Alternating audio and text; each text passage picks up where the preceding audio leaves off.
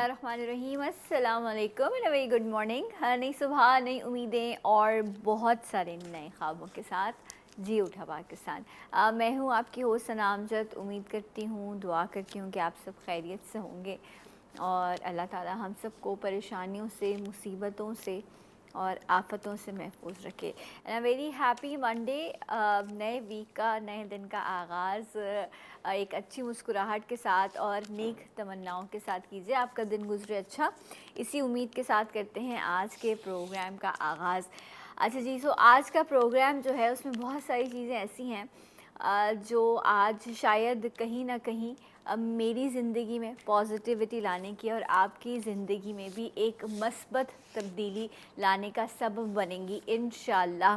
क्योंकि कुछ ऐसे मेहमान जिनका मकसद ही ये है ज़िंदगी का कि कहीं ना कहीं जो लोग वैसे तो मेरा दीन यही कहता है कि कभी भी नाउम्मीद ना हो, लेकिन कभी कभी ऐसा होता है, हालात और वाक़यात इस तरह के हो जाते हैं कि ज़िंदगी में जो है वो नाउम्मीदी आ जाती है।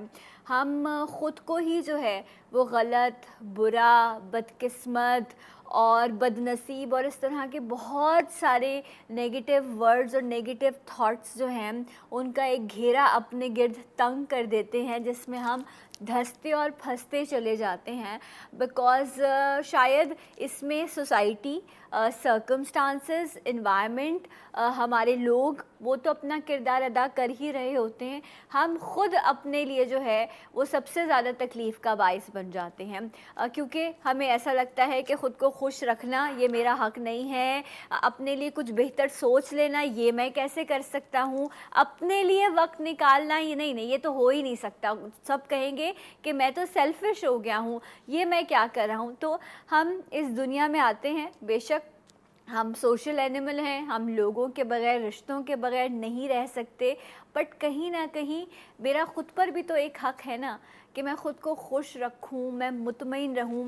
ये एक दौड़ जिसमें मैं भागती चली जा रही हूं और ज़रूरी भी है कि जिन रिश्तों से मैं जुड़ी हुई हूँ, जो ज़िम्मेदारियाँ मैंने अपने ऊपर ली हैं या माशरे की तरफ से या सोशली मुझ पर डाली गई हैं, मुझे उन्हें पूरा करना है। लेकिन इन सब में मैं ये क्यों भूल जाती हूँ कि कहीं ना कहीं मुझे भी थोड़ी सी सुकून की ज़रूरत है, थोड़ी सी हमदर्दी की ज़रूरत है, अपना आप पहचानने की ज़रूरत है।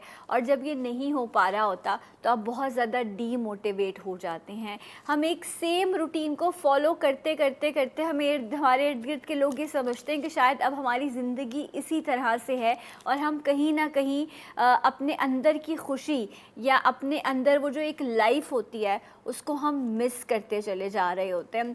सो ये जो मोटिवेशन है ज़िंदगी में कि खुशी भी हो, काम भी हो, ज़िंदगी में बेहतरी भी आए, ये सब कैसे मुमकिन हो सकता है? आप ख़ुद को तमाम तर हालात में, स्पेशली जब हमने कोरोना की सिचुएशन देखी तो इसमें तो ऑल टुगेदर बहुत सारी चीज़ें तब्दील हो गई। मेरे आपके लिए दुनिया भर में हमने एक बड़ा चेंज देखा। लेकिन ऐसे भी लोग देखे जो बिल्कुल नाउम्मीद हो गए, जिन्होंने ये सोचा कि बस अब कुछ नहीं हो सकता। कुछ लोग ऐसे भी थे जिन्होंने नए नए रास्ते तलाश किए, उन्होंने कहा नाउम्मीद नहीं होना, ख़ुद को मोटिवेट किया ताकि ज़िंदगी को आगे बढ़ाया जा सके। सो ख़ुद को मोटिवेट आप कैसे कर सकते हैं? हालात चाहे जैसे भी हों, अच्छे हों, बुरे हों, ज़िंदगी को चलाना जब तक ज़िंदगी है बड़ा ज़रूरी है। एक ऐसी शख्सियत जिनके यूट्यूब पर बेशुमार फॉलोअर्स मौजूद हैं, जिनका मकसद ज़िंदगी का यही है कि आपकी ज़िंदगी में रोशनी भरी जा सके। आज जो मेरे साथ वो कॉल पर मौजूद हैं, मोटिवेशनल स्पीकर हैं, बड़ा ठहराव है उनकी बात में और बड़ी गहरी बात करते हैं। सो आज इनकी बात सुनेंगे भी और ये जानेंगे भी किस तरह के हालात में, जहाँ पर फाइनेंशियल क्राइसिस है, कोरोना की सिचुएशन है, लोग मेंटल जो है वो सिकनेस का शिकार हैं, इसमें ख़ुद को मोटिवेट कैसे किया जाए। तो ज़िंदगी में ये सारी चीज़ें जो आपको मोटिवेट करें, आपको बकअप करें, वो बहुत ज़रूरी हो जाती हैं। मेरा ख़ुद को समझना, अपने लिए कुछ बेहतर कर लेना ज़िंदगी में जो है वो सबसे इम्पॉर्टेंट है। मैं खुश हूँ तो शायद वो तमाम लोग जिनको हम ज़िंदगी में आगे लेकर चल रहे होते हैं वो भी खुश रहते हैं। तो अपने लिए कुछ बेहतर कर लेना, अपने लिए थोड़ा सा वक्त निकाल लेना, ये बहुत ज़्यादा ज़रूरी है। अदरवाइज़ आप भी परेशानी और डिप्रेशन का शिकार हो सकते हैं। मैं एक ब्रेक ले रही हूँ। जब मैं ब्रेक से वापस आऊँगी तो इंशाल्लाह हमारे साथ कुछ गेस्ट मौजूद होंगे जिनसे आज हम इस हवाले से बात करेंगे कि ज़िंदगी पर मेरा भी कुछ हक़ है। So let's take a break here. Break लेते हैं, इंशाल्लाह ब्रेक के बाद आपको फिर ज्वाइन करेंगे जी उठा पाकिस्तान।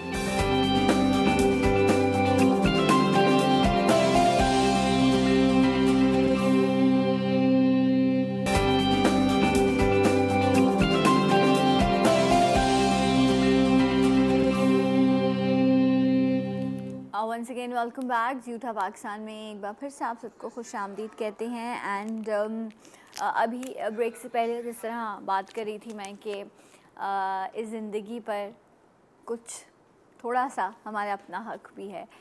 सो अपने आप से थोड़ी सी सिंपैथी कर लेना शायद बहुत मुश्किल सा लफ्ज़ है, लेकिन ज़रूरी है कभी कभी। अपने खुद से थोड़ी सी मोहब्बत कर लेना बड़ा इम्पॉर्टेंट होता है। और ईगोइस्टिक होने में या अपनी रिस्पेक्ट करने में थोड़ा सा फ़र्क है, उसको भी आज हम जानेंगे। So how to motivate yourself, आप अपने आप को कैसे जो है वो ज़िंदगी की तरफ, खुशी की तरफ ला सकते हैं, कैसे हर तरह के हालात में गुजारा कर सकते हैं, इस पर आज हम बात करेंगे। एंड राइट नाउ हमारे साथ स्टूडियोज़ में मौजूद हैं क्लिनिकल साइकोलॉजिस्ट हैं प्रोफेसर डॉक्टर उस्मा अली। अस्सलाम वालेकुम एंड वेरी गुड मॉर्निंग। वालेकुम अस्सलाम। कैसी हैं आप? खैरियत से हैं? बहुत बहुत शुक्रिया आपने मुझे इनवाइट किया। आपका बहुत शुक्रिया इम्पोर्टेंट टॉपिक पे। हाँ जी। अच्छा ये बताएं कि ज़िंदगी में उतार चढ़ाव, तो वो चाहे प्रेसिडेंट ऑफ अमेरिका हो या फिर वो एक बैठा हुआ फुटपाथ पे शख्स हो, दोनों ही परेशान हैं कहीं ना कहीं। ज़िंदगी में कुछ ना कुछ मसला है, ठीक है। सो प्रॉब्लम्स लाइफ में रहती हैं, बट मैनेजमेंट बड़ी इंपॉर्टेंट होती है। तो व्हाट डू यू से कि कुछ लोग कुछ हालात से बड़ा इजीली डील कर पाते हैं, कुछ लोग नहीं डील पाते। This is all about your psyche. अच्छा देखें, जैसे आज के टॉपिक के हवाले से बात करूंगी। अभी आपने एक वर्ड यूज़ किया प्रॉब्लम, और एक आपने यूज़ किया वर्ड परेशानी, ठीक है। तो इसको मैं थोड़ा सा रिफ्रेज कर देती हूँ। बीइंग अ साइकोलॉजिस्ट हम रिफ्रेज और रिफ्रेमिंग की टेक्निक्स अप्लाई करते रहते हैं ताकि खुद को हम हेल्दी रख सकें, ठीक है। तो लाइफ के अंदर प्रॉब्लम्स नहीं होते, चैलेंजेस होते हैं, सिचुएशंस होती हैं। क्योंकि ज़िंदगी में जब हम ज़िंदगी गुजार रहे हैं तो मुख्तलिफ अदवार से हम गुजरते हैं।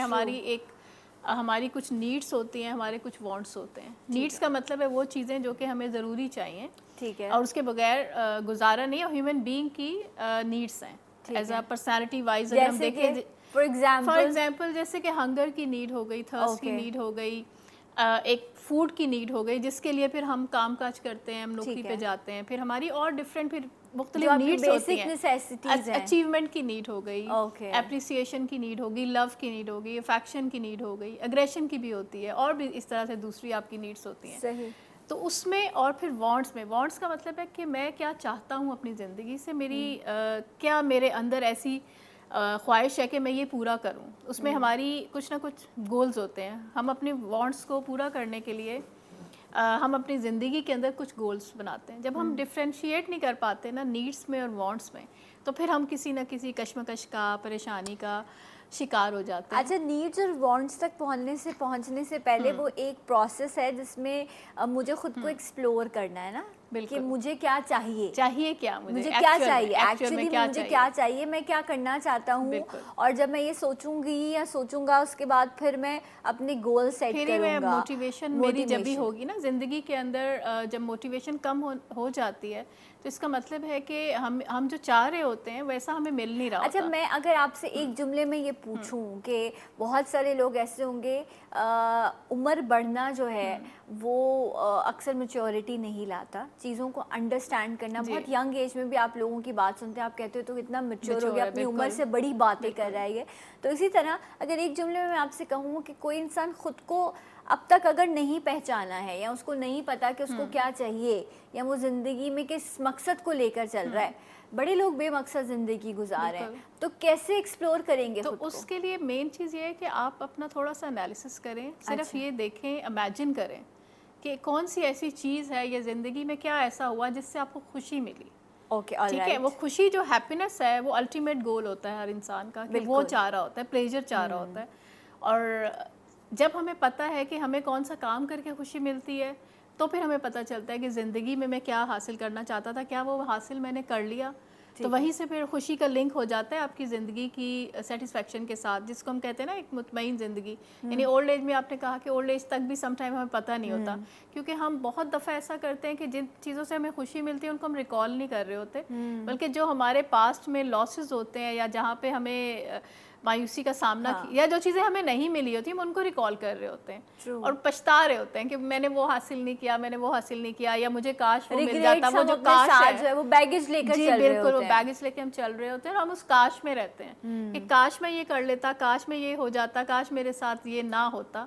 लेकिन मैं ये नहीं सोचता कि काश, यानी जो मैंने किया कि मैंने ये कर लिया तो मुझे कितना अच्छा हुआ, अल्लाह ताला ने मुझे कितनी नेमतें दी और मैंने उसे हासिल कर लिया और मेरी ज़िंदगी अपने बहुत से लोगों से बेहतर गुजरी। यानी वहाँ पर हम जो लोग ज़िंदगी में कामयाब होते हैं, अच्छा कर रहे होते हैं, हम खुद भी अच्छा कर रहे होते हैं, हम उसको नहीं सराह रहे होते, अप्रिशिएट नहीं कर रहे होते, हम अपनी नेगेटिव चीज़ों को हम रिकॉल कर रहे होते हैं। किसी इंसान को क्योंकि जब हम ये बात करते हैं कि आपने खुद को मोटिवेट करना है, तो उसमें क्योंकि हम ऐसा तो नहीं हो सकता कि अपने आप को लें और जाके किसी जंगल में जाके बैठ जाएं, हमने लोगों के इर्द गिर्द ही रहना होता है और अक्सर हम डीमोटिवेट हो रहे होते हैं लोगों की बातों की वजह से, उनके बिहेवियर की वजह से, या आप एक्सपेक्ट बहुत ज़्यादा करते हैं। इंसान डीमोटिवेट ही उस वक्त होता है जब उसने एक हाई एक्सपेक्टेशंस रखी होती हैं। एक्सपेक्टेशंस हमें अपने ही क्लोज वन से होती हैं, अपने ही इमीडिएट फैमिली से होती हैं। और ये भी कहते हैं कि एक्सपेक्ट ना करो। विदाउट एक्सपेक्टेशंस रिलेशंस कैसे चलेंगे? ठीक है, इसमें मैं एक चीज़ ऐड करूँगी, रियलिस्टिक एक्सपेक्टेशंस। अच्छा, बहुत दफ़ा हमारी एक्सपेक्टेशन रखना अच्छी बात है, हम जब रिलेशनशिप मेंटेन करते हैं, हम एक दूसरे से एक्सपेक्ट कर रहे होते हैं, एक रिलेशन बनता ही ऐसे है ना। लेकिन जब हम अनरियलिस्टिक एक्सपेक्टेशंस रखना शुरू करते हैं, जो चीज़ हो नहीं सकती कि जी मैं ये सोचूं जी मैं प्रेसिडेंट बन जाऊंगा, तो क्या मैंने उसके लिए कोई तैयारी की है? क्या मैं उसमें फॉल करता हूं कि मैं उसके लिए एफर्ट्स कर सकूं? तो वो हम जब अनएक्सपेक्टेड एक्सपेक्टेशंस रखते हैं, फिर वो पूरी नहीं होती, तो फिर हम मायूसी की तरफ जाते हैं। मैं तुम्हारे लिए चांद ले आऊंगा और चांद ले आऊंगा, तो वो चांद कौन सा होता है जो छत पे नजर आ जाता है? चांद वो वही चांद लाना होता है, चांद पे जाके चांद लाना नहीं होता है। लेकिन बहुत दफ़ा हम इस तरह के वादे जो हैं हस्बैंड वाइफ से कर देते हैं और हम सोचने लगते हैं कि चांद का मतलब वो फिर हमारा चांद होता है जो हमने इमेजिन किया होता है, हमारी दुनिया होती है, वो उसका चांद में भी कोई डिफरेंट हो सकता है ना। वहाँ पे थोड़ा कम्युनिकेशन गैप भी आ जाता है सम टाइम, हम एक दूसरे को बता नहीं पाते कि हम क्या चाहते हैं या दूसरा हमें क्या देना चाह रहा होता है। तो रियलिस्टिक एक्सपेक्टेशंस रखें। रियलिस्टिक का मतलब ये है कि जो मेरी इंटरनल रिसोर्सेज हैं जो मैं खुद कर सकता हूँ ना, मेरे वसाइल हैं जो, और जो मेरे एक्सटर्नल का मतलब है मेरी फैमिली, मेरा एनवायरनमेंट, मेरा वर्क प्लेस, उसके अंदर जो रिसोर्सेज हैं उनको मैं किस तरह मैनेज करके अपनी एक हेल्दी लाइफ या हेल्दी लिविंग जो है वो गुजार सकता हूँ या अपनी ख्वाहिशात को मैं पूरा कर सकता हूँ। आप जिन लोगों के साथ रहते हैं, आप जिस जगह पर काम करते हैं, जिन लोगों में आपका उठना बैठना है, वहाँ पर उनसे रिस्पेक्ट एक्सपेक्ट करना, उनसे केयर एक्सपेक्ट करना, ये सोचना कि जब आप उनके साथ टाइम स्पेंड करेंगे तो वो एक आई कांटेक्ट आपके साथ करेंगे, वो आपके लिए कुछ नहीं भी कर सकते तो कम से कम वो आपको सुनेंगे ज़रूर, वो आपको तवज्जो ज़रूर देंगे। ये तो आई थिंक हर इंसान एक्सपेक्ट करता है। बिल्कुल ह्यूमन राइट है ना, ह्यूमन राइट है ये। कि मर्द, औरत, बच्चे, बूढ़े, किसी की बात करें, ये एक ह्यूमन राइट है जो आपको मिलना चाहिए सोसाइटी से, अपनों से। जब ये नहीं मिलता तो भी इंसान डिमोटिवेट होता है, क्योंकि आजकल हम किसी को कौन क्या है, किस ओहदे पर है या कहाँ बैठा है, हम इस तरह से तो लोगों को जज करके डील करते हैं। बिल्कुल कर रहे थे, ये हम कर रहे होते हैं क्योंकि हमारी वैल्यूज़ चेंज हो गई हैं या एटीट्यूड्स चेंज हो गए हैं जिस एनवायरनमेंट के अंदर हम रह रहे हैं। रिस्पेक्ट गेन करने के लिए हमें रिस्पेक्ट करनी भी होती है।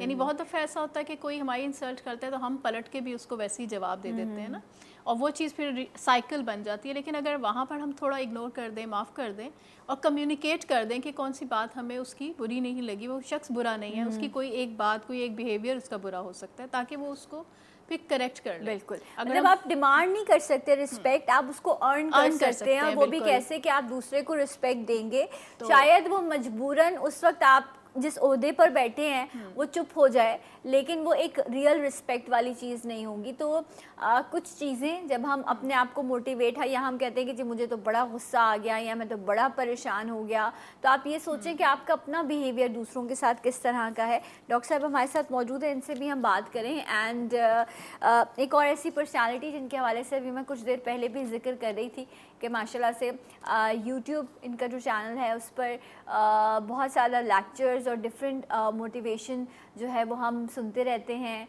बहुत सारे लोगों की ज़िंदगी में रोशनी लाने का सबब बने हैं। ये हमारे साथ मौजूद है स्काइप पर डॉक्टर जावेद इकबाल। अस्सलाम वालेकुम। जी वालेकुम अस्सलाम। बहुत बहुत शुक्रिया डॉक्टर साहब आपके वक्त का। सबसे पहले तो मैं ये जानना चाहूँगी कि जब मेरे दीन ने ही कह दिया कि नाउमीदी जो है वो कुफ्र है, बिल्कुल नाउमीद नहीं होना, लेकिन ज़िंदगी के हालात और वाक़यात जिन रोलर कोस्टर से हमें गुजारते हैं, हम बड़े नाउमीद से हो जाते हैं। तो उम्मीद कैसे ज़िंदा रखी जाए, पहले तो मुझे ये बताइए। बहुत बहुत शुक्रिया। देखिए, मेरी जो अंडरस्टैंडिंग है जी, वो ये है कि हमारी ज़िंदगी का जो सबसे अहम पीरियड है वो हमारी पैदाइश से लेकर तकरीबन 10 साल तक का पीरियड होता है। ऑलराइट। उस पीरियड में हमारे दिमाग के अंदर पैटर्न्स बन जाते हैं और फिर 85 to 90% चांस ये है कि जैसी ज़िंदगी हमने 10-12 साल की उम्र तक गुजारी थी, हमारी बकिया ज़िंदगी भी उसी पैटर्न को फॉलो करते हुए गुजरेगी।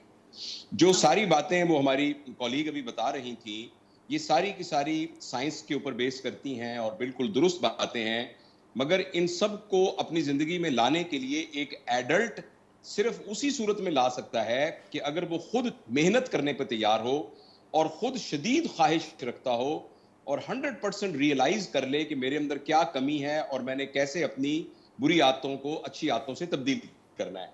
अदरवाइज अनफॉर्चुनेटली इस माशरे के अंदर जिस तरह की तरबियत हम अपने बच्चों की कर देते हैं, जिस किस्म के माहौल में उनको पैदाइश से लेकर 10 साल की उम्र में रखते हैं, ये तकरीबन एक फिक्स पैटर्न होता है।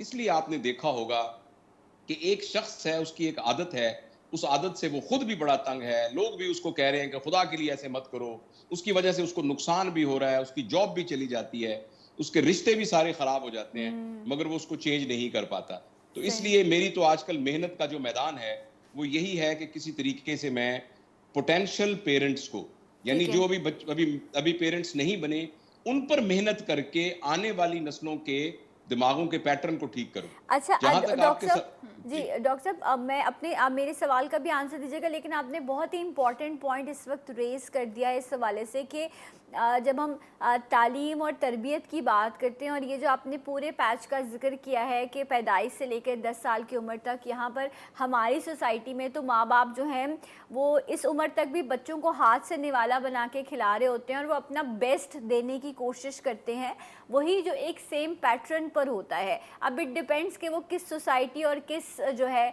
वो माहौल में रहा है और पला बड़ा है। लेकिन अगर मैं आपसे यह कहूँ कि 3 ख़ास चीज़ें जो आपको लगता है कि हर पेरेंट्स को जब उनके घर में अल्लाह ताला रहमत या नेमत से नवाजे, इस चीज़ को फॉलो करें ताकि आप माशरे को एक अच्छा इंसान दे सकें, तो वो भी यहाँ मेंशन कर दीजिएगा। देखिए, ऐसा है कि हमारी जो बचपन, जो इंसान इस दुनिया में जब आता है जी, तो उसकी जिंदगी के 3 फेजेस हैं, जिन तीनों फेजेस में पेरेंटिंग के बेसिक प्रिंसिपल समझने जरूरी हैं। ओके। एक उसकी फेज है जो पैदाइश से लेकर 7 साल की उम्र में है। इसमें हमें ये बात बड़ी क्लियरली समझनी चाहिए कि इस एज में बच्चे का क्रिटिकल थिंकिंग, प्रॉब्लम सॉल्विंग, सही क्या है, गलत क्या है, सजा क्या है, रिवॉर्ड क्या है, ये वाली एबिलिटी अभी उसके दिमाग के अंदर डेवलप नहीं हो रही होती, वो डेवलपिंग फेज के अंदर होती है। इस उम्र में बच्चे को स्ट्रिक्ट मोरालिटी के साथ ट्रीट करना ये बहुत खतरनाक होता है, नंबर 1। और दूसरी, इसकी तफसीलात भी अर्ज कर सकता हूं, और दूसरी गुजारिश ये है कि हमारे यहाँ इस उम्र में जिसमें बच्चा जो है एक्सपीरियंशियल लर्निंग के लिए बहुत ज्यादा कंड्यूसिव उसका दिमाग होता है, हम उसको एकेडमिक एजुकेशन में डाल देते हैं जी। यानी ये बहुत खतरनाक बात है कि 2-3 साल के बच्चे को आप ये कहें कि पूरी एबीसी याद करो, तो ये तुम यानी साइंस के ये सवाल हल करो, मैथमेटिक्स के ये सवाल हल करो, तो ये जो मेमोरी को हम लोड कर देते हैं ना, अच्छा। ये एक्चुअली हमारा ये ख्याल होता है कि हम बच्चे की जहानत को बढ़ा रहे हैं, लेकिन हम बच्चे की जहानत को नहीं बढ़ा रहे होते, हम एक्चुअली उसकी कैपेसिटी को नैरो कर रहे होते हैं और एक टनल में से गुजार रहे होते हैं। लिहाजा 7 साल की उम्र में क्या करना चाहिए वो बताता हूं। 7 साल की उम्र में जितने भी बच्चे के तजुर्बात हो रहे हैं वो फिजिकल तजुर्बात होने चाहिए। अच्छा। बच्चे के साथ मैक्सिमम वक्त गुजारना चाहिए, बच्चे के साथ खेलना चाहिए, बच्चे को पार्क में लेके जाना चाहिए, लाइफ टाइम एक्सपीरियंस, उनको शॉपिंग में साथ लेके जाइए, उनको सहरा दिखाइए, उनको आप मुख्तलिफ इंस्ट्रूमेंट्स का यूज करना सिखाइए, उनको पेंट ब्रश यूज करना चाहिए, उनको पौधे उगाना सिखाइए, घर की सफाई में उनको साथ रखिए, कपड़े धोते वक्त आप उनको साथ रखिए। बच्चे को एक्सपीरियंशियल लर्निंग सिखानी चाहिए। 7 साल की उम्र तक, मैं जरा बात मुकम्मल कर लूं बेटा। 7 साल की उम्र तक आप एक लिस्ट बना लीजिए कि आपके बच्चे को किन किन लोगों से मिलना चाहिए। हमें एक लिस्ट बना लेनी चाहिए कि हमारे घर में किन किन मौजुओं पर डिस्कशन हो जानी चाहिए 7 साल की उम्र में। अच्छा। और हमें यह सीख लेना चाहिए कि हमारे किन किन जगहों पे हमारा बच्चा विजिट करे 7 साल की उम्र तक। देखिए, जो ही 7 साल की उम्र क्रॉस होती है, अब उस बच्चे का फ्रंटल लोब यानी उसकी critical thinking, problem solving abilities develop होना शुरू हो जाती हैं। अब उस बच्चे के अंदर हमें एक मयार रखना चाहिए। अब उसको सही गलत का पता होना चाहिए, सच झूठ का पता होना चाहिए, मोरालिटी का पता होना चाहिए। इसके लिए जो लफ्ज यूज किया जाता है वो पनिशमेंट या रिवॉर्ड नहीं है। इसके लिए जो लफ्ज यूज करना चाहिए वो है कॉन्सिक्वेंसेस। 7 साल की उम्र के बच्चे को कॉन्सिक्वेंसेस समझ नहीं आते। 7 साल के बाद उसमें आपने सिर्फ एक कंड्यूसिव माहौल डेवलप करना होता है, और 7 साल के बाद उस बच्चे को पता होना चाहिए कि मैं ये करूंगा तो उसका ये नतीजा निकलेगा, मैं ये करूंगा तो उसका ये नतीजा निकलेगा। और जब बच्चा 13 साल का हो जाता है, और जब बच्चा 13 साल का हो जाता है, तो प्लीज आप ये ज़हन में रखिए कि अब वो एडल्ट बन चुका है। और आजकल के माहौल में तो इवन 11-12 साल का भी एडल्ट, उस वक्त हमारी पेरेंटिंग कंट्रोलिंग अथॉरिटेटिव पेरेंटिंग नहीं होनी चाहिए। 13 साल के बच्चे के लिए हमें फैसिलिटेटर होना चाहिए। जिंदगी के फैसले उसको खुद करने हैं, हमने उसको गाइड करना है, फैसिलिटेट करना है और नुकसान से बचाना है। अपनी मर्जी और मंशा को उसके ऊपर नहीं ठोसना। लेकिन मैं ये चीज़ आपकी तरफ भी लेकर आऊंगी। मैं डॉक्टर साहबा का भी इस पे कमेंट ले लूं कि जिस तरह से भी डॉक्टर साहब कह रहे थे कि जब वो एडल्ट हो जाए, 13 अपनी टीन एज में आए, तो फिर पेरेंट्स की एक रिस्पॉन्सिबिलिटी है कि वो बच्चे को फैसिलिटेट करें। लेकिन हमारे यहाँ सोसाइटी के नॉर्म्स कुछ इस तरह से बन गए हैं कि अब उसने, क्योंकि मेरे ससुर मतलब मेरे जो रिश्तेदार हैं उनका बेटा जो है वो इंजीनियरिंग करता था, एरोनॉटिकल इंजीनियर था या वो डॉक्टर था, तो इसने भी वहीं जाना है क्योंकि ख़ानदान में सारे डॉक्टर्स हैं या इंजीनियर हैं, या फिर ये शादी तो मेरी बहन की बेटी से ही करेगा। ये उसकी ज़िंदगी के सबसे इम्पॉर्टेंट डिसीजन है जो हम पहले ही खुद ही ले लेते हैं क्योंकि हम ये समझते हैं कि मेरा इस पर पूरा हक है। मैं एक ब्रेक ले रही हूँ, जब मैं ब्रेक से वापस आऊँगी तो यहाँ पे इंसानी हुकूक भी आ जाते हैं और फिर कहीं ना कहीं एक इंसान को स्पेस देने की बात भी आती है। इस पर हम डॉक्टर साहबा से भी, डॉक्टर जावेद इकबाल साहब से भी कमेंट लेंगे इस ब्रेक के बाद। हमारे साथ रहिए जी उठा पानी।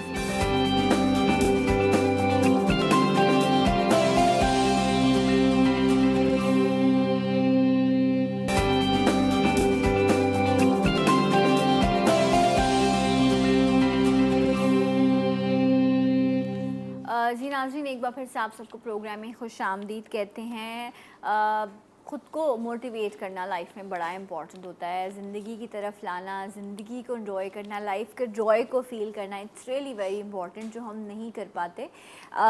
डॉक्टर उज़मा हमारे साथ मौजूद हैं। इसके साथ साथ इस वक्त हमें ज्वाइन किया है, मोटिवेशनल स्पीकर हैं, माशाल्लाह से डिफरेंट सेमिनार्स में आप इन्हें सुनते रहते हैं, सरमद अब्बास। अस्सलाम वालेकुम and a very good morning. Sarmad से भी सवाल से कॉमेंट लेंगे एंड इससे पहले डॉक्टर जावेद इकबाल साहब से हम बात कर रहे थे जो हमारे साथ स्काइप पर मौजूद हैं। डॉक्टर साहब, आपकी तरफ आऊँगी और चाहूँगी कि इस चीज़ पर भी आप रिस्पॉन्स कर दें कि ख़ुद को मोटिवेट करने के लिए अगर मैं आपसे कुछ चंद पॉइंट्स पूछूं तो वो क्या होंगे? डॉक्टर साहब हैं मौजूद हमारे साथ? जी, मैं आपके साथ। आपको आवाज़ आ रही है मेरी? जी, मुझे आपकी आवाज़ आ रही है। जी डॉक्टर साहब कहिए। जी बिल्कुल। देखिए, मैं ये कहना चाहता हूँ कि सबसे पहले ये समझना ज़रूरी है कि मोटिवेशन होती क्या है। जी, मोटिवेशन एक लफ्ज़ से निकला है जो है मोटिव। मोटिव का मतलब है कि आप करना क्या चाहते हैं। जी, ठीक है। और करने के लिए जो एनर्जी चाहिए, और अगर वो एनर्जी सस्टेन्ड हो तो हम उसे कहते हैं कि ये बंदा मोटिवेटेड है। मैं जरा दोबारा समझाने की कोशिश करता हूँ। सबसे मोटिवेशन के लिए सबसे बुनियादी चीज ये है कि मुझे पता हो कि मैं क्या करना चाहता हूँ।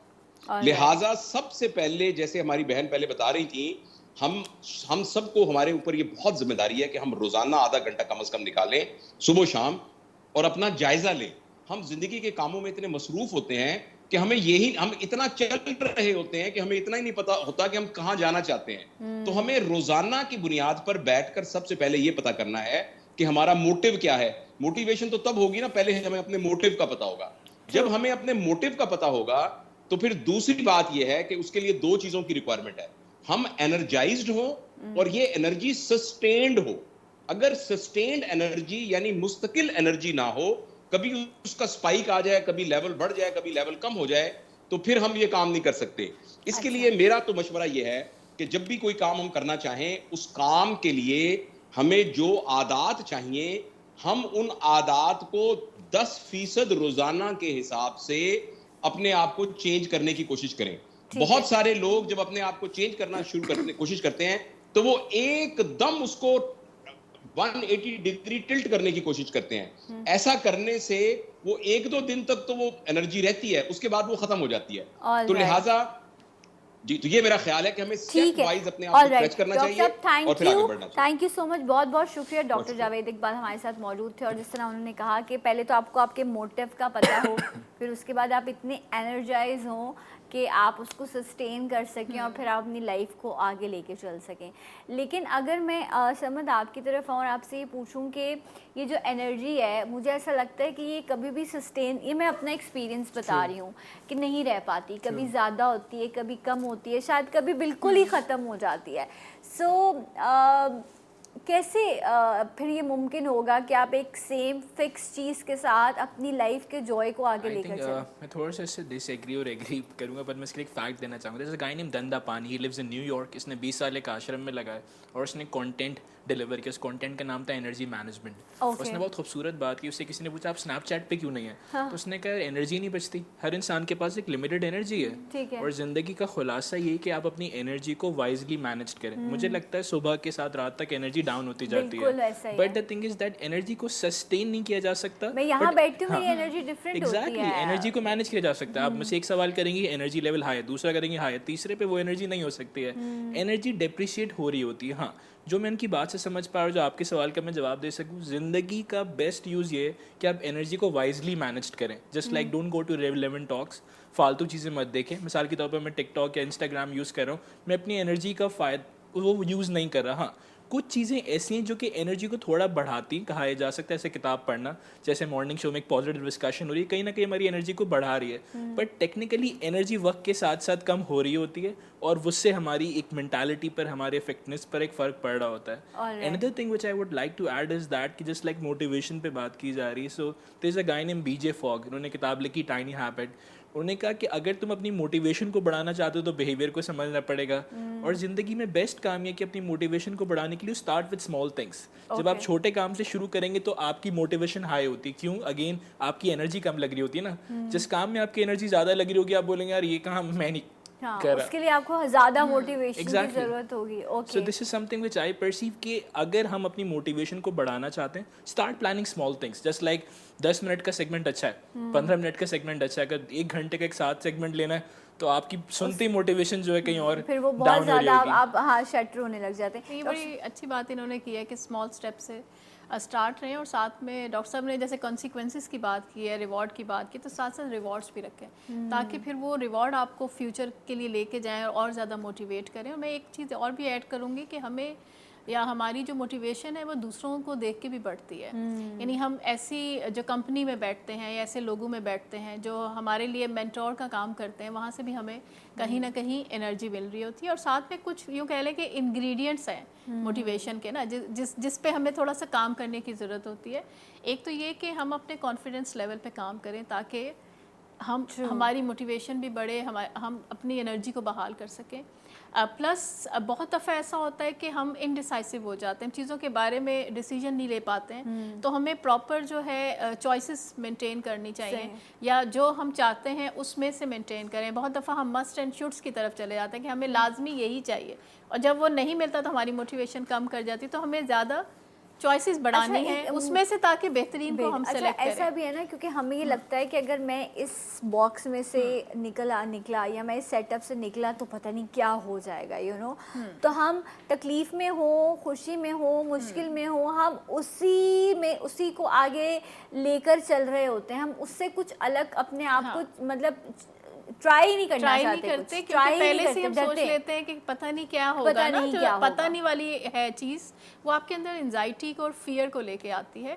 तो उसके लिए हम पहले से थोड़ा सा अगर जान लें चीज़ों के बारे में, हम थोड़ी सी नॉलेज गेन कर लें, तो फिर ये होता है कि हमारे लिए आसान हो जाता है ना। जो चीज़ हम पहले से इमेजिन कर लेते हैं, सोच लेते हैं, देख लेते हैं, तो फिर फियर भी डीमोटिवेट करता है ना इंसान। आई थिंक हमने ना फियर को अपने साथ कंडीशन कर लिया है। मिसाल के तौर पर इस काम से हो जाएगा, इस काम से हो जाएगा। अगेन मैं रिस्क ज्यादा हमको काउंट कर पहले से सोच लेते हैं। आज के दौर में जो करंट सबसे बड़ा प्रॉब्लम है, आई थिंक जो टॉपिक उठाया गया अभी यूथ में भी काफ़ी डिमोटिवेशन है यंगस्टर्स में, क्योंकि मैं बहुत ज़्यादा यंगस्टर्स के साथ काम कर रहा होता हूँ। कुछ दिनों पहले में भी लकी वन मॉल में एक हादसा हुआ, कुछ अर्से पहले एक ऑथर को पढ़ा, जिसके नेम है candy Suzuki, PhD in psychology, way amazing author. उन्होंने कहा हमने फियर को अपने साथ कंडीशन कर लिया, जिसकी वजह से हमें बहुत ज़्यादा एंजाइटी होती है, हम अपने आप को मोटिवेट नहीं कर पाते। किस तरह से बेहतर करें? Tool number 1, deep breathing. जब हम ब्रीदिंग कर रहे होते हैं तो हमारा माइंड और बॉडी एक स्टेट में आ रहा होता है। जो पुराने ज़माने के मॉन्क थे वो इसलिए ब्रीदिंग करते थे कि वो करंट पर फोकस कर सके। जस्ट लाइक मैं ब्रीदिंग कर रहा हूँ और अपनी सांस पर फोकस ले रहा हूँ, तो मैं ये बात एहसास दिला रहा है कि मॉर्निंग शो में बैठा हूँ, मुझे और चीज़ों की फिक्र करने की जरूरत नहीं। Second, which is the most amazing tool and I would like to highlight, it's called joy conditioning. Joy conditioning क्या है? आपकी ज़िंदगी में बहुत कुछ अच्छा हुआ है, इनकी ज़िंदगी में बहुत कुछ अच्छा हुआ है, मेरी ज़िंदगी में लास्ट वीक बहुत कुछ अच्छा हुआ होगा, बट रोज़ अच्छा नहीं हो रहा, हालात बद से बदतर होते जा रहे हैं, मोटिवेटर्स नहीं है, मुझे खुद अपने आप को मोटिवेट करना है। उसके लिए मैं क्या करूँ? Joy conditioning is the tool. रोज़ सुबह 10 मिनट या सोने से पहले रात को 8 मिनट सुबह और रात को मैं अपने आप को विजुलाइज करूँ वो सारी अच्छी चीज़ें जो मेरी लाइफ में हुई हैं। होने वाली हैं वो तो करनी है, लेकिन जो हुई हैं वो जल्दी याद आ जाती हैं। जस्ट लाइक अगर मैं आपसे याद कहूँ कि अपना बेस्ट मॉर्निंग शो याद करें तो आप फ़ौरन आपको याद आ जाएगा।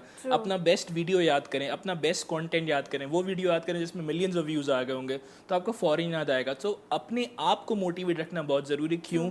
Because I think no one is coming, कोई आने वाला नहीं है। एक आध शो हो जाएगा, कोई आके आपको बता देगा, बट ज़िंदगी में आपको अपने आप को खुद लेकर चलना पड़ेगा, आपको ज़िंदगी की खुद से जिम्मेदारी उठानी पड़ेगी। अभी हम स्टार्ट में भी यही बात कर रहे थे कि हम ऐसा समझते हैं कि अगर हमने खुद के लिए कुछ अच्छा कर लिया, खुद के लिए वक्त निकाल लिया, खुद पे कुछ स्पेंड कर लिया या वेकेशंस पे चले गए, इतना इम्पॉर्टेंट है उसे एक सेटअप से खुद को निकालना। मैं खुद एक सेम रूटीन में होती हूँ तो दिल करता है कि बस अब थोड़ा टाइम मिले, चाहे वीकेंड के लिए ही मिले, कहीं चले जाओ, अपने लिए कुछ अलग कर लो उस एक सेम रूटीन से। वो इतना माइंड को फ्रेश करता है कि जब आप वापस अपने काम पर आते हो तो आप अपना और बेस्ट दे पा रहे होते हो। लेकिन हम ये नहीं करते रूटीन में। लेकिन हमें करना चाहिए, हमें करना चाहिए। कम से कम हफ्ते में एक दिन तो टाइम निकालना ही है। और डेली, मैं तो ये कहती हूँ कि डेली बेसिस पे आप टाइम ज़रूर निकालें। भले आप थोड़ी सी वॉक कर लें, किसी से फ़ोन पे बात कर लें, फैमिली के साथ एक टाइम होता है वो थोड़ा सा स्पेंड कर लें, तो आपके जो डेली लाइफ के स्ट्रेसेस हैं उनसे आप किसी हद तक डिस्ट्रैक्ट हो जाएंगे। और जो करंट सिचुएशन है जो आपके लिए इम्पॉर्टेंट भी है ना, आपकी फैमिली आपके लिए प्रायोरिटी है, आपका अपना आप जो है अपनी हेल्थ है वो आपके लिए प्रायोरिटी है। जब आप उसको टाइम देंगे तो आपके अंदर एक खुशी और प्लेजर जो है वो अच्छा, आएगा। कहीं ना कहीं हमारे यहाँ ये जो फाइनेंशियल क्राइसिस हैं ये बहुत बड़ा अमल, क्योंकि एक शख्स बिकॉज मैं खुद भी रिलेट कर सकती हूँ बहुत सारे ऐसे लोगों से जो बाहर निकलते हैं, स्ट्रेस है, ट्रैफिक का स्ट्रेस है, काम का प्रेशर है, परफॉर्मेंस है, चैलेंजेस हैं, वो एक अलग हैं। उसके बाद मैं उन लोगों की बात करूँगी जो इतना कमाते हैं कि महीना ख़त्म होने से पहले उनके पैसे ख़त्म हो जाते हैं। अब उन्होंने अपनी मेहनत पूरी की है, वो सोसाइटी के हर प्रेशर को बेयर कर रहे हैं, बट एट द एंड वो ये भी सुन रहे हैं कि पैसे ही नहीं है, कुछ नहीं है। फिर उसके बाद उन्होंने अपने लिए कुछ नहीं किया, उन्होंने कोई 1 रुपया अपने ऊपर अपनी खुशी के लिए खर्च नहीं किया, उसके बावजूद उस मेहनत का सिला उनको तानों में और बातों में ही मिल रहा होता है। बहुत ही खूबसूरत सवाल, I think one of the best question so far जितना मैं सुन सका। ये सिचुएशन मेरे साथ भी आई होगी, आपके साथ भी आई होगी, इनके साथ भी आई होगी। अच्छा, कोविड ने बहुत से लोगों के साथ आई होगी। I give a lot of psychological examples, एक दीनी एग्जांपल भी लेते हैं बिकॉज मोटिवेशन का एक एग्जैक्ट एग्जांपल। मैं लास्ट वीक के खुतबे में, तो मैंने खुतबे में एक हदीस सुनी, जुम्मे के खुतबे में, कि जो खुदा के कम रिस्क पर राज़ी हो जाता है ना, कम रिस्क पर, मैं एफर्ट कर रहा हूँ, आप भी एफर्ट करिए, ये भी एफर्ट करिए, बट नहीं हो पा रहा, सही है, मैं पूरी जान लगा रहा हूँ, पूरा महीना काम कर रहा हूँ, फिर भी कुछ ना कुछ रह जाता है, मेरे रिस्क में तंगी है। जो खुदा के कम रिस्क पर राज़ी हो जाता है ना, खुदा उसकी कम इबादत पर भी राज़ी हो जाता है। मतलब इट्स प्लान, मतलब खुदा के निज़ाम में अदल है। अगर उसने आपको कहीं कम दिया ना तो उसके बदले भी कुछ वो दे रहा है। लेकिन अगर फॉर एग्जांपल किसी को ये बात पता ही नहीं है कि खुदा मुझसे राज़ी हो रहा है, मैं अगर ट्रबल्स उठा रहा हूँ, मेरे पास कम रिस्क आ रहा हूँ, मेहनत भी कर रहा हूँ, तो इसमें भी खुदा की रज़ा है जो कि करोड़ों रुपए अरबों रुपए दे के नहीं खरीदी जा सकती। सो अगेन आई थिंक मुझे सबसे इंपॉर्टेंट बात जो मैं यहाँ पे ऐड करूँ ना, मोटिवेशन के लिए कपड़े पहन लिए, बहुत सी किताबें, when you look good you feel good you do good, you know that's a crazy motivation. आप कहीं दोस्तों के साथ बैठ जाए, but the best form of motivation is that you need to understand, you need to reflect that what you have. आपके पास क्या है, आपके पास वो क्या क्या नेमतें हैं, आपके पास ग्रैटिट्यूड। मुझे लगता है जब ये टाइम, मेरी टाइम, जब ये वक्त आता है ना मेरी लाइफ में कि आज 5 दिन रह गए और अब वो फाइनेंशियल्स पूरे नहीं हो रहे किसी की भी लाइफ में, उससे ये इमेजिन करना पड़ेगा कि हमारे माशरे में वो लोग भी हैं जो पूरा पूरा महीने कुछ नहीं कर पा रहे। मतलब खुदा ने अगर मुझे दिया है तो बहुत से लोगों के पास वो भी नहीं है। But gratitude is the must and you need to be specific about it. That's very important कि अल्लाह पर यकीन, राज़िक रिस्क देने वाली ज़ात अल्लाह की है और वो तमाम मखलूक़ात का मालिक है, वो उस चीज़ को समझता है। तो आप जितना मजबूत रिश्ता बनाते हैं उतनी ही मोटिवेशन आपको उस ज़ात से मिलती भी है। आप दोनों मेहमानों का बहुत बहुत शुक्रिया। डॉक्टर जावेद इकबाल हमारे साथ मौजूद थे, उनका भी बहुत शुक्रिया। अल्लाह ताला हमें बुरे लोगों से और बुरी सोच से महफूज रखे, आसानियाँ बांटने वालों में शामिल करे। इंशाल्लाह मैं आपसे मिलूँगी कल। अपना बहुत ख्याल रखिएगा। जाते जाते एक आवाज़ और एक नारा, पाकिस्तान जिंदाबाद।